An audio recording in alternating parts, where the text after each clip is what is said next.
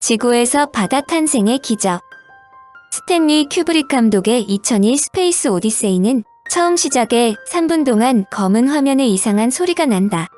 3분이란 짧지도 않은 시간 동안 계속 검은 화면만이 나오므로 화면이 잘못된 것 아닌가 하는 의문도 들지만 이것은 큐브릭 감독의 그야말로 독창적인 감각이라 보지 않을 수 없다. 3분씩이나 감독이 검은 화면을 보여주는 것은 우주의 탄생과 지구의 탄생, 생명의 진화와 원인의 탄생이 응축되어 있는 것을 명쾌하게 보여줄 수 없기 때문으로 이해된다. 이 영화는 그 속에 담겨있는 인간과 문명, 우주와 생명의 신비 등을 아우르는 철학적 메시지가 다소 난해했기 때문에 큐브릭은 논리적이며 일관된 견해로 스크린의 이야기를 전개시킬 수 없는 무능을 재확인시켰다라는 혹평을 받기도 했지만 지금까지도 영화사에 남을 만한 SF의 명작으로 손꼽히고 있다.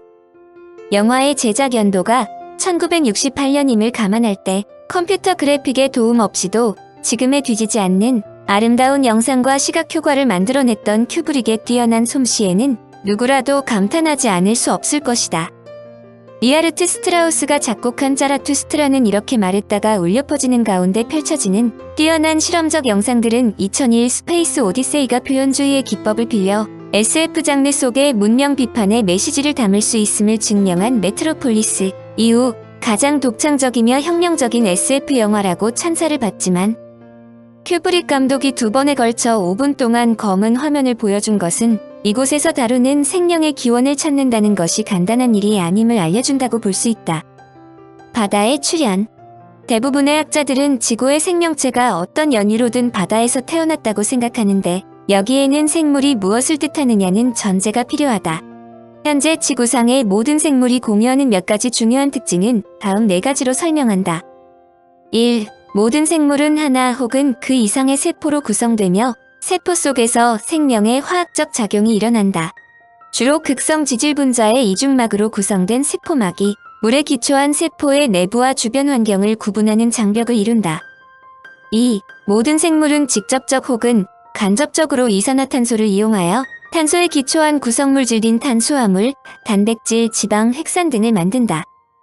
3. 모든 생물은 물질 대사, 특히 인과 산소 사이의 결합을 이루고 파괴하는 과정과 산화환원 반응이 포함되는 화학 반응을 통해서 유용한 에너지를 얻는다. 4. 모든 생물은 성장과 번식에 필요한 정보를 핵산의 형태로 저장한다. 그 유전 암호가 세포의 구조를 만들고 세포 내의 특정한 화학 반응을 촉진하는 단백질 합성에 필요한 명령을 전달한다. 지구상의 생물을 묘사하는 이 4가지 설명은 다소 독단적으로 우주의 다른 곳에 존재할지도 모를 생물에게까지 반드시 적용되는 것은 아니다. 그럼에도 불구하고 이 4가지 특성은 우리 지구에서 생명이 어떻게 유래되었는지를 파악하는데 아주 중요하다. 이들이 결합하여 최초의 세포에 분명 존재했을 최소한의 구조와 기능을 나타내기 때문이다. 그런데 이들 생물은 모두 물과 연계된다. 한마디로 물이 없으면 생물은 존재할 수 없다는 뜻인데 지구는 태양계에 있는 행성 중에 유일하게 풍부한 물이 있는 것으로 알려진다. 일부 행성과 혹성 즉 달의 경우에도 얼음이 있다고 알려지지만 지구에 생명체가 발생할 수 있었던 이유는 바로 풍부한 물 덕분이다. 물은 지구 표면의 70%에 해당하는 면적을 차지하고 있으며 인체의 60%도 수분으로 이루어져 있다. 인간을 비롯한 지구의 생명체들이 물을 생명원으로 삼고 있지만 지구에 왜 물이 많은지에 대해서는 아직 명쾌하게 알려진 것은 아니다. 태양계에서 먼저 태어난 태양은 가스와 먼지로 이루어진 거대한 띠에 둘러싸여 있었다. 수백만 년의 세월 동안 이 띠의 성분들이 응축되어 행성을 형성했다. 태양에서 멀리 떨어진 곳은 너무 추워서 목성과 같은 행성의 핵은 차가운 얼음이며 태양과 가까운 곳은 뜨거워 지구는 돌과 강철같이 고온에서 응축되는 물질들로 형성되었다. 지구도 너무 뜨거워 물이 존재하기 어려웠다. 특히 지구의 원시 지각이 열벗고 화산활동이 활발했다. 이 화산활동에 의해 다량의 물과 염분이 지구 내부로부터 빠져나와 지구의 표면을 덮었다. 이것이 원시해양이다. 당시의 바닷물은 지금보다 훨씬 적었고 염분도 조금밖에 섞여 있지 않았다. 그 후 지구가 차츰씩 냉각되면서 공중에 있던 수증기가 비가 되어 지상에 내렸다.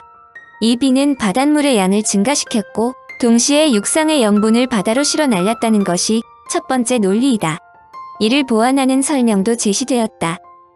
2002년 콜로라도 대학의 지질학자 스티븐 모지스 교수는 지구상에서 가장 오래된 광물 샘플 지르콘의 결정을 발견했다. 이 작은 알갱이를 화학적으로 분석하면 그것이 물이 존재하는 곳에서 형성된 것인지 알 수 있는데 10만 개의 지르콘 결정 중 하나는 43억 8천만 년 전의 것으로 추정되었다. 놀라운 것은 44억 년 된 이 지르콘 결정이 메마른 땅에서 형성되었다기보다 액체 상태의 물에서 형성된 것이었다. 이 말은 초기 지구의 표면에는 이미 물이 있었다는 뜻이다. 많은 과학자들이 지구가 메마른 상태로 탄생했다고 믿었지만 모지스 박사의 발견은 이를 부정한 것이다. 애리조나 대학의 마이크 드레이크 교수는 지구 생성 당시 먼지 알갱이에 물방울이 맺혔고 그것이 현재 바다의 기원일 수 있다고 가정했다. 그는 지구의 주성분인 감남석으로 실험했다. 감남석은 돌이 많은 행성의 가장 풍부한 광물이며 45억 년 전 어린 태양 주변에 많이 분포되었던 광물이기도 하다. 그 결과 30g의 감남석에 0.3ml의 물 분자들이 달라붙었는데 이 양을 합산해 보았더니 현재 지구의 바닷물보다 10배의 양이 나왔다. 드레이크 교수는 초기 지구를 형성한 수십 조의 먼지 알갱이에 붙어있던 물로 지구가 형성될 당시 이미 수십억 리터의 물이 있었다고 발표했다. 둘째는 혜성이 물을 실어왔다는 설명이다. 혜성에 엄청난 얼음이 있으므로 지구에 부딪힌 혜성이 얼음을 가져오고 그 얼음이 녹아 바다를 형성했다는 것이다. 세 번째는 하와이 대학의 알레산드로 모르비델리 교수가 제시한 가설이다. 그는 소행성 B에서 떨어진 운석과 지구에 물이 같은 이유를 추적했다. 그러면서 태양계 행성의 형성 과정을 완전히 다른 시각으로 해석했다. 그는 태양계 8개의 행성을 한꺼번에 놓고 모든 행성이 중력이라는 중요한 하나의 힘에 연결되어 있으므로 행성이 점점 커지면서 상호작용이 일어났다고 보았다. 그중 목성은 태양계에서 가장 큰 행성으로 태양계 초기 단계에는 그 위력을 거침없이 발휘했다.